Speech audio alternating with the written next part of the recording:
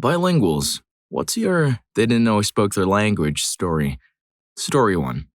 On a plane beside two Hispanic men who made a comment about how much of a nerd I look like and how dorky white folks are, they proceeded to spend the next 4 hours listening to these two beefheads complaining about everything under the sun.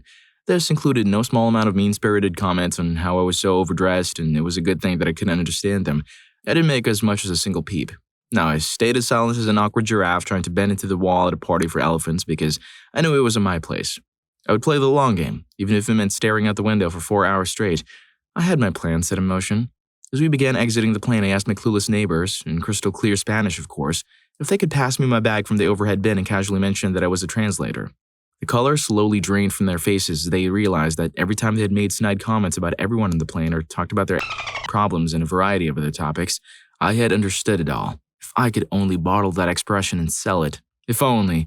I could put the horror movie industry out of business if I could only sell pure vials of the concentrated dread those fellows showed in their faces at that moment, I tell you.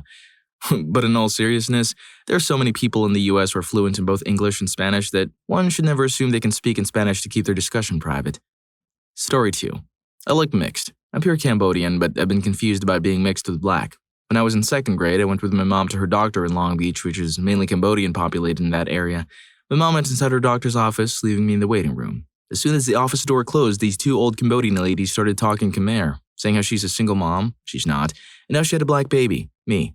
And that's such a shame because she made my life miserable. They also said my skin color was ugly and I had a black nose, etc. I just sat quietly, looking at them until one realized, oh snap, maybe she understands Khmer, and asked me, hey, do you know your dad? And I replied back in her language, yeah, he's at home waiting for us, and we have the same skin color, so that means yours is ugly too. Both of their faces dropped. It was great. They had the audacity to tell my mom that I was rude when she came out. My mom asked me why, and I told her they were saying mean things. All she said was, okay, and we left. I knew she was upset, but it's not okay to disrespect elders in her culture, and it's more of an everyone knows everyone type of community. That's why she doesn't say anything. Dude, those ladies got roasted by a kid. But seriously, speaking another language isn't a free pass to be rude. Story 3. I am multilingual. They did not know that. The company I worked for bought a company in Canada, specifically Montreal, back in the telecom days. Nobody on our side had done any due diligence. I was sent up to evaluate the effort level of integrating the two systems. The company they bought was wonderfully diverse and multinational. After getting the standard architecture slide deck, I was sitting in the middle of the conference room and started asking the tough questions.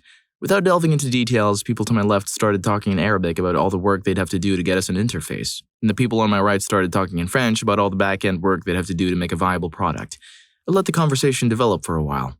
The big boss finally regained control of the meeting and started spinning some lies about how we'd be ready for the interface shortly. I stopped him. I repeated exactly what both teams had said and expressed that, given what I had just heard, there was no way any of the integration would be feasible within any kind of reasonable time frame. There was a deadly silence. Finally, the big boss said in English, well, guys, I think we're going to have to find a language this guy doesn't know if we're going to have private conversations. As it happened, we never did get their stuff integrated. Both companies eventually tanked. Story 4. I wasn't the bilingual one, but my bilingual friend was the star of the show. I'm a straight guy and my bilingual friend is gay. We were in college for summer school over 20 years ago, and everyone taking classes stayed in the same old dormitory. It was a school with a lot of international students with even greater representation in the summer because they typically didn't fly home for just 3 months. My friend had a computer, I didn't, so he told me I could go into his room anytime and use it if he didn't need it at the time. My friend was white but had spent a number of his childhood years in Japan and spoke Japanese like a native. We were talking and walking down the hall toward his room when 2 Japanese exchange students began talking to one another in Japanese, looking at us and snickering. Our friend looked over and started addressing them down in absolutely perfect Japanese. They were horrifically embarrassed. They began profusely apologizing and hurriedly walking away. I turned to my buddy. What did they say? They were making some disparaging remarks about your intimate life, so I told them they were wrong and not to be rude, he said. Then he quipped, they were making some disparaging remarks about my intimate life too, but those were all true. Man, I didn't expect that last line. If you thought those girls were rude, wait till you hear about the guys in Story 7. They were borderline creepy. Story 5. I'm as Puerto Rican as they come, but my skin tone isn't brown. Other Puerto Ricans or Hispanics often question whether I'm Latina or not, let's just put it that way. I work in a hospital, and whenever someone asks me if I speak or understand Spanish, I always tell them no. I learned that giving people any hint that I can understand makes me the target for a rant. I can now tell solely based on how they ask me the question. I've heard a few things in my day. A few weeks ago, I encountered a patient cursing his nurses in Spanish. He was upset because they weren't giving him the information he needed about his health. They kept explaining they didn't have any updates at the time, but he was being quite difficult. He had to wait. He wasn't going to get the results of his tests in 10 minutes. So as I walked by, I heard him say in a polite manner to a nurse, "I can't stand you. You're so useless, it's sad," in Spanish. I turned to him and replied in English, "They aren't useless. You're just acting entitled." He became really quiet after that. Story 6. This happened in high school. My homeroom teacher sent me to the principal's office with some requested paperwork. As I walked in, I saw this guy in the principal's office, a tall black dude whom we'll call Mr. J, speaking fluent Spanish with a Spanish teacher. I dropped off the papers with the secretary and returned to class. It was almost the end of the day, and we had a substitute teacher for English class, Mr. J. Well, kids being kids, no one was listening to him. One of my classmates, Millie, sitting on the other side of the room from me, started bad-mouthing him in Spanish to 3 other girls. I kept telling her to shut up, but she wouldn't listen and just went on and on. He heard me trying to warn her and motioned for me to stop, so I did. That's when he began talking back to her in Spanish. I didn't say a thing, and the whole class laughed. Millie then started yelling at me for not warning her, but Mr. J told her, "She tried to warn you, but you didn't listen." She and the other girls got detention for about a week. Story 7. I was in Spain for an internship. Being Lebanese, I'm trilingual in Arabic, French, and English. The town I was in is coastal and had a significant Algerian population due to proximity. Algerians also heavily use French alongside their local dialect, so this was a double gotcha. One night, I was at a street market searching for souvenirs. I was at a kiosk looking for fans, and a group of 3 men next to me were speaking Arabic. At that point, I was accustomed to hearing it there, so I didn't really pay much attention. I should also mention that I'm extremely white-passing. One of the guys spoke to me in English about which fan he thought was prettier, etc., which made me turn and look at him to respond. Suddenly, his friend screamed in Arabic, "Tell her I would give her my heart and soul." And the other said, "That face." I just dropped the fan where it was, made eye contact, and said, "Astaghfirullah." Literal translation is asking God for forgiveness, but it's used to express frustration and dismay at something, and walked away. I had never seen someone so shocked and turned colorless in my life. Story 8. I'm an American and bilingual in English and German. My high school hosted exchange students from Austria, and my family hosted one of them. We were the only German-speaking host family. None of the exchange students, except those living with us, knew I knew German. Americans are notoriously bad at foreign languages, so the Austrians assumed I was monolingual. Anyway, I was hanging out with some of the exchange students and other hosts when one of the Austrian kids told a joke in German to the other Austrians. I laughed. He asked, "Why are you laughing? You're just laughing because we're laughing?" My exchange student said, "No, she knows German." "Ja, ich verstehe alles." I confirmed. Aw, crap, now we can't trash talk the Americans anymore. Dude, who said they couldn't trash talk? America's the land of the free and people are throwing shade left and right these days. Do you like these stories about people eating their own words? Then hit the like button now. And if you want to watch more satisfying videos like this one, subscribe to my channel today. I've got more waiting for you. Story 9. There were a bunch of German girls in Dublin. Although I'm not a native German speaker, I've worked in Germany, so my German is pretty good. I was out with some friends and these girls were sitting behind us at McDonald's. They were gossiping about the boys in their group and their plans to try to get to their rooms later that night. I'm guessing they were there on a school trip. One girl was quite descriptive about what she wanted to do to one of the boys. When we left, I turned to them and said, "Fish by the by." She literally crawled under the table. Story 10. I was visiting the Netherlands after residing there for 15 years with my English girlfriend. Now, Dutch and English people look quite similar as they are primarily white countries, and I'm a beautiful, big-bearded, hairy Kurdish man. As we were sitting on the bus, and mind you, this guy was eating a kebab of all foods to be racist while eating, he said the following to the man next to him. "It's always a shame when I see our," implying any white woman, "girls dating those dirty Turks." And I reacted strongly. I turned around and those 2 men appeared to live off benefits.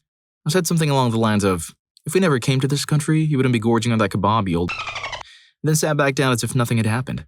I then explained to my girlfriend, who was staring at me like I was some sort of psychopath, what the man just said, and she burst out laughing. That was the first time I called out someone being racist to me, and it felt quite good, to say the least. Even though my insult wasn't the best, it was good enough for me. Story 11. When I was in Seoul, I had a hat made that said, "Pagan," which literally means white person in Korean. After leaving that shop, I went to the bus stop, where an elderly Korean man noticed my hat and openly chuckled, finding its humor amusing. He even got his equally elderly friend's attention to point out that someone had tricked the silly white boy into buying a hat that labeled him as a gringo. Then as my bus pulled up just before getting on, I turned to them and said, "What the hat says is true, isn't it?" The 180-degree change in their facial expressions was fantastic. 10 out of 10 would make the hat again. Story 12. So I'm not actually bilingual, but I learned to say the sentence, "I understood what you said and it was very offensive," and the word fat, as in a person, in Mandarin and Cantonese. I used to be very overweight and adored Chinese food. Whenever I went to a new place, I'd order a lot of food, usually in those buffet-style to-go places where they scoop your food down the line, and listen for the magic word. If I heard it, I'd throw out the one line that I knew. This tactic got me around 20 free meals with profuse apologies over the course of 3 or so years. Wow, this guy's got some don't fight hard, fight smart energy. Story 13. I'm a white guy who lived in Senegal for 11 years. Consequently, I learned quite a bit of Wolof, the local language. 99% of white people here don't because they aren't there that long.